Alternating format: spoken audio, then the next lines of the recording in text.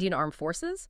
Our mission really is to unpack what makes them India's guardians, how that role is changing. Exactly. And when we say guardians, we mean the Army, Navy, Air Force. Hmm. They're the protectors of India's sovereignty, security, but they're also big players in global peacekeeping now. So, Yeah. yeah, we'll dig into what that really involves today. It's a complex picture. It is. And it starts with those three main pillars, right? Let's begin with the Indian Army. They're the biggest part, obviously focused on land operations, defending borders, internal security.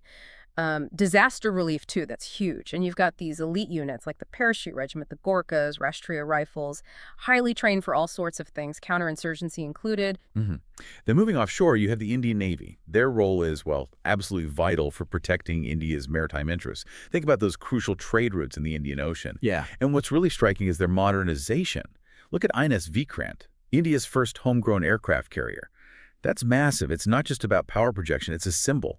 Signals India's intent to secure its maritime domain and influence things regionally. It really boosts their blue water capabilities. Blue water meaning they can operate far out, right? Not just coastal defense. Precisely. Far from home shores, sustained operations. Got it.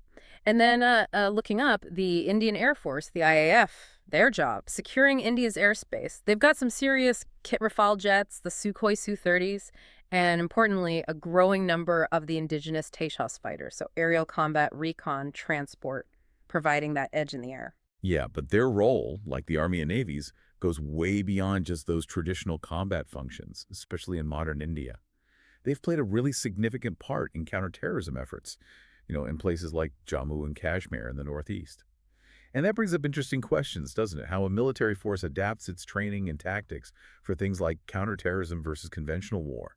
It needs intelligence, specific strikes, community work sometimes. Totally Yeah. different ballgame. That adaptability seems key, and their impact stretches even further, like you said.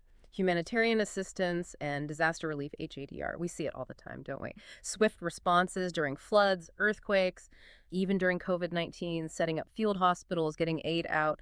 It's more than just logistics. It's a kind of soft power display, too. Shows India's capacity to help in the region. Absolutely. And zooming out again, think about their global role. India is a consistent major contributor to UN peacekeeping missions.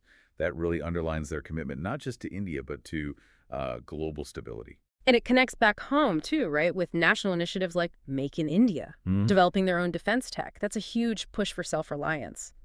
I do wonder, though, what are the main challenges they face in actually achieving that self-reliance goal? It can't be easy. No, it's definitely not easy. That's a good point. Make in India is strategic, for sure, but you have challenges. Securing certain advanced materials, supply chains, getting the right specialized tech talent.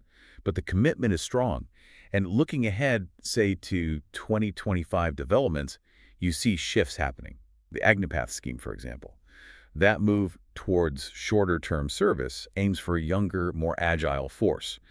It sparked debate, yeah, but it's clearly about future readiness. And what about theater commands? I've been reading about that. Better integration. Exactly. Moving away from separate commands for Army, Navy, Air Force towards unified commands for specific regions or tasks should streamline things, make decision-making faster, resource allocation smarter. Okay, makes sense. And alongside that structure stuff, there's a big focus on new tech, AI, cyber warfare capabilities, drones. India's really trying to embrace that next generation of defense tech. Yeah, that's where things get really interesting, how that tech changes the actual battlefield dynamics. Totally. And this push for indigenous capability, it's starting to pay off. We're seeing defense exports rise, more local production from organizations like DRDO and HAL, Defense Research and Development Organization, and Hindustan Aeronautics Limited.